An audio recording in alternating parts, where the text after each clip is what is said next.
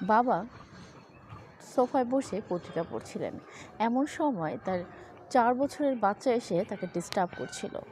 সে মোটামুটি ক্ষিপ্ত হয়েই পত্রিকার পৃষ্ঠাটি ছিঁড়ে ফেললেন এবং টুকরো টুকরো করে বললেন, এই নাও, এখানে পৃথিবীর মানচিত্র আছে, তুমি মানচিত্রটাকে মিলিয়ে দাও।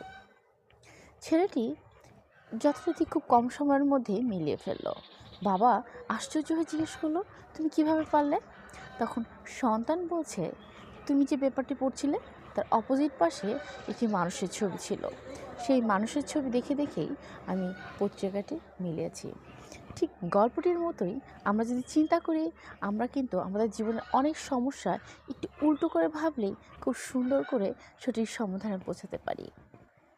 আমাদের জায়গা থেকে যেটা কঠিন সেটা একটু উল্টো ভাবনা থেকেই সহজ।